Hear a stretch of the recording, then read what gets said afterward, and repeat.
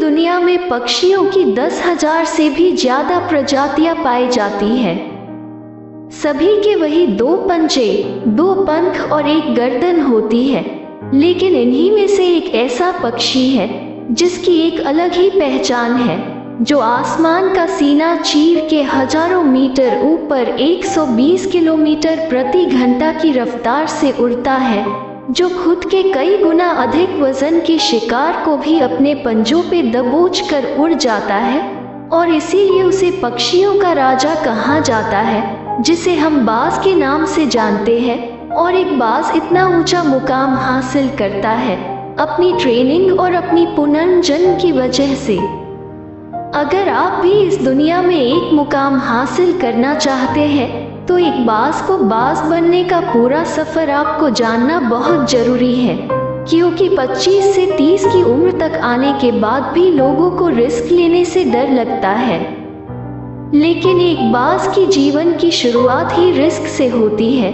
जिस उम्र में बाकी पक्षियों के बच्चे सिर्फ ची ची करना सीखते हैं, उस उम्र में एक मादा बाज अपने बच्चों को पंजों में दबोच कर हजारों मीटर आसमान की ऊंचाइयों में उड़ जाती है, उसे ये बताने के लिए कि तेरा जन्म आसमान का सीना चीर के सबसे ऊपर उड़ने के लिए हुआ है, तेरा जन्म पक्षियों का बादशाह बनने के लिए हुआ है। जमीन से हजारों मीटर ऊपर ले जाकर मादा बाज अपने पंजों से उसे छोड़ देती है, और यहीं से शुरू होती है उसकी हाई रिस्क ट्रेनिंग। वो चूजा जमीन की तरफ तेजी से गिरने लगता है, थोड़ा नीचे आता है तो उसके पंख खुलने लगते हैं, नीचे आते आते वो अपने पंख फड़फड़ाने लगता है, लेकिन वो अभी तक उड़ना नहीं सीखा है। वो जमीन से कुछ ही ऊपर होता है, ऐसा लगता है कि कुछ ही सेकंड में उसका जीवन समाप्त हो जाएगा, लेकिन अचानक एक पंजा उसे अपने गिरफ्त में लेता है और वापस आसमान में उड़ जाता है।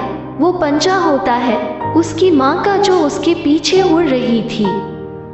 उसकी ये ट्रेनिंग तब तक चलती रहती है जब तक वो उड़ना नहीं सीख जाता है। इतनी हाई रिस्क ट्रेनिंग होने के बाद इस दुनिया को एक बाज मिलता है।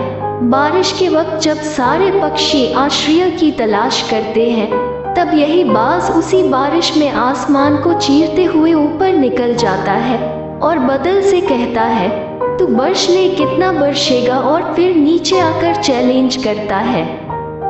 एक बाज की उम्र लगभग 70 साल होती है। जब वो 40 साल का होता है, तब एक परेशानी उसकी जिंदगी में मौत बनकर आती है, जो आपकी परेशानियों की तुलना में बहुत बड़ी होती है, क्योंकि 40 साल की उम्र में बाज की चोंच इतनी मुड़ जाती है कि उसे शिकार निगलने में बहुत परेशानी होती है।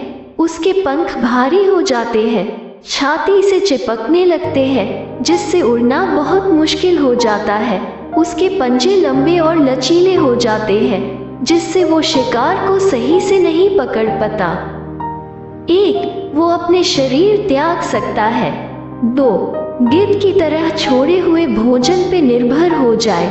और 3. सबसे कठिन और पीड़ादायक रास्ता, अपने आप को पुनः स्थापित कर फिर से आसमान का सीना चीर कर उड़ने का।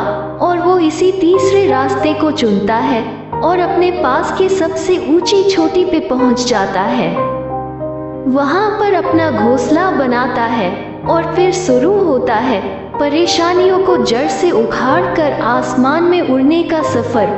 वह अपनी चोंच को एक चट्टान पर मार मार कर तोड़ देता है, लहूलुहान हो जाता है और इंतजार करता है नई चोंच के आने का।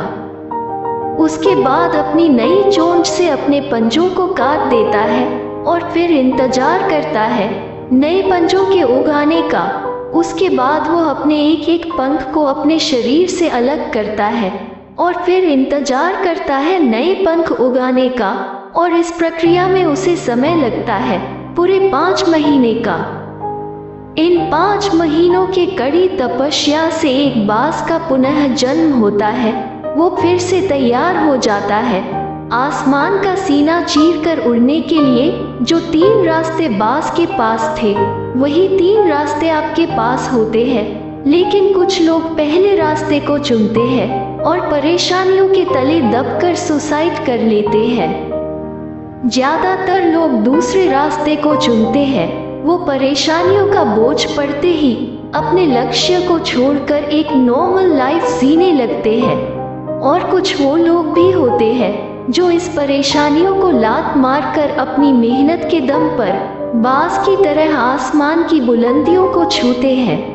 दोस्तों, बाज की यह ट्रेनिंग हमें बहुत बड़ी सीख देती है कि अगर रिस्क लेना पड़े तो लो, कि अपने फील्ड में अपने आप को इतना ट्रेन कर लो कि उस फील्ड में आपसे ऊपर उड़ने के बारे में सोचकर लोगों के पसीने छूट जाए।